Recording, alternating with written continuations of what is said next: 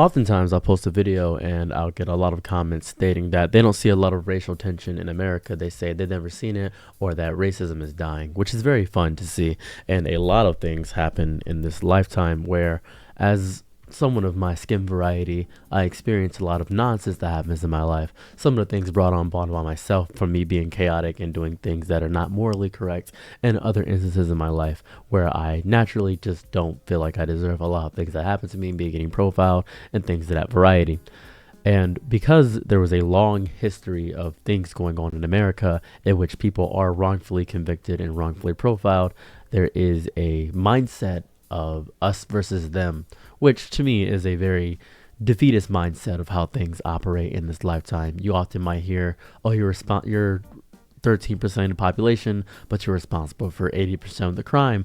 Or you may hear statements such as your people or the vocal minority make up the entire bulk. You may hear crazy statements such as that. Or you may hear statements such as we need to get America back to its holding grounds for how things were before.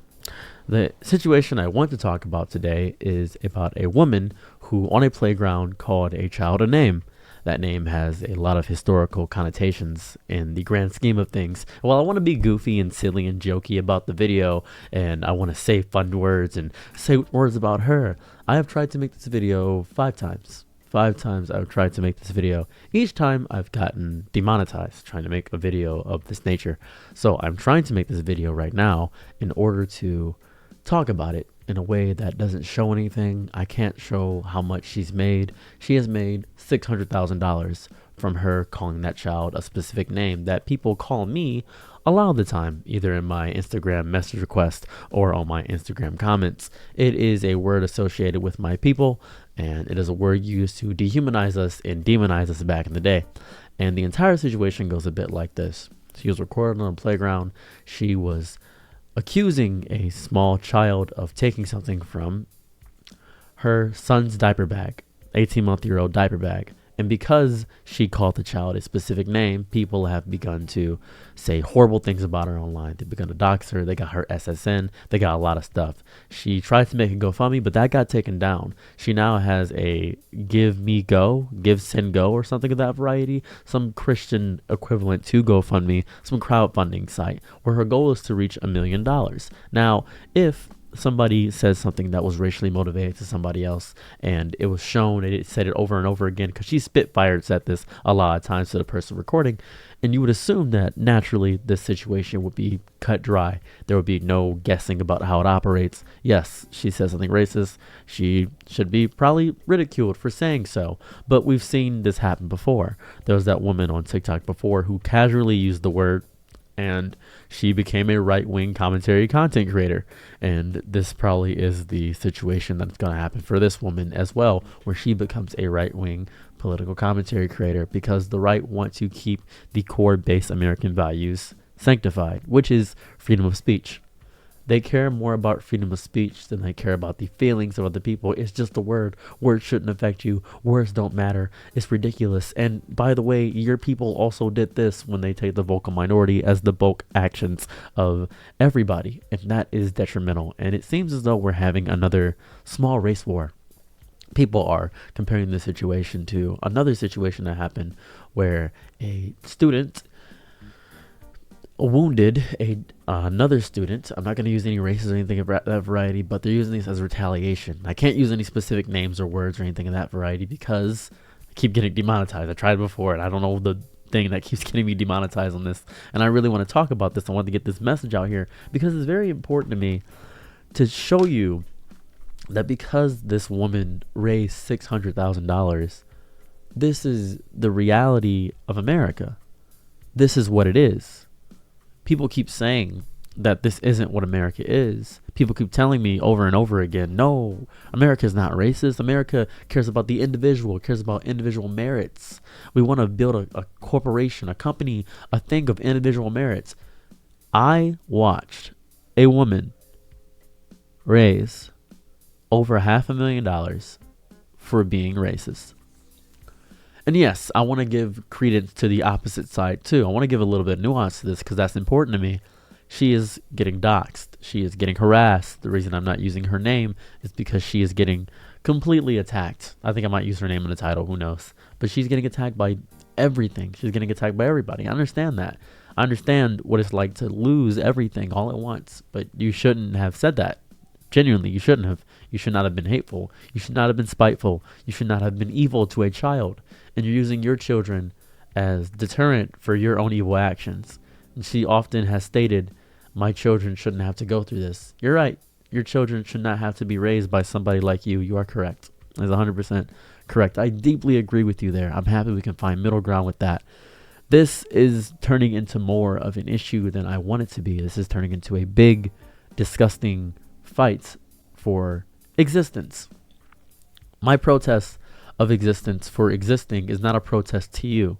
When someone says Black Lives Matter, they're not saying, oh, we got to donate to the organization. No, they're not saying that Black lives are the most important. They're saying in the grand scheme of things, it would feel nice to exist and actually matter to the world, as opposed to having our culture cannibalized, having our words taken, used against us, and having things that we create be lambasted against us and taken into the public zeitgeist without credit for it, is what that statement means. It is not you making a new thing saying, well, white lives matter. Guess what? White lives matter. That is not what it means. Sure. Oh, obviously, we know that white lives matter. All lives matter, realistically. But we want you to know that Black lives matter too. Well, white lives matter too. Your protest is a protest to my protest, is what's going on. We're fighting a war against ourselves that is getting us nowhere. We're genuinely fighting nothing. We are attacking each other for the basis of attacking. For the sake of arguing, we are arguing. And often people want to do this because they feel like their voices aren't heard, or they feel like they're losing some battle, some invisible war that is going on for eons. It's ridiculous. This is where you see hate of interracial relationships. This is where you see hate of Black people getting hired, the hate of hairstyles like this, the hate of afros, the hate of Black people hating their own darker skin, the love of light skins, and the deep amount of colorism in the Black community where it's infighting. And when you see a video of a bunch of Black women fighting each other, or where you see a video of a Black person stealing and you say, well, that's what they're like, and you reintroduce these concepts over and over again in the media, and it's over and over and over again. And when it's the other way around, they find justifications for it, saying, well, your people do the same exact thing. It's insane. And in reality, we're all poor. We're all broke. We're all trying to live. Or at least you would think that. You would think that. And most people are going to chalk this up to, oh, that's just white privilege or whatever. This is not what it is. Because if you say the term white privilege, it's going to get misconstrued. It is. What's going to happen is they're going to say white privilege and say, I don't have any advantages. I'm white. I don't have any advantage. And I want to reiterate this point. White privilege is not the absence of obstacles. Let me rephrase that. White privilege is the absence of obstacles. It is not the abundance of opportunity. You're not getting offered Harvard scholarships or getting offered the best paying jobs all the time. No, it is you do not have to deal with the same struggles that I have to deal with, and that is the difference. And yes, we all have our own different struggles, men, women, Black, white. We all have our own different specific struggles, but there is a big difference when something is systematically ingrained. In history, there was a case of a little boy who whistled at a woman of opposite skin variety, according to America. And that child was destroyed. There's no other way I can describe it other than that. That child was destroyed. It was a horrifying case. It was the story of Mr. Till. I'm not going to use the exact name because YouTube might demonetize me. And there was another instance of Mrs. Bridges trying to go to a integrated school. And this has been history over and over again. Did you know that little girl is still alive? It's not too long ago that happened. She's still alive. I'm pretty sure a lot of people would still be alive to this day. I am angry. I am upset. I am woefully in sorrow because of these moments and these issues that happen over and over again. And it's all just people fighting against each other for nothing. They're just fighting for nothing. They gain nothing by fighting each other. And that's saddening and disheartening to me. We could be so much further as a society if we all just got past these little issues. But they're not little.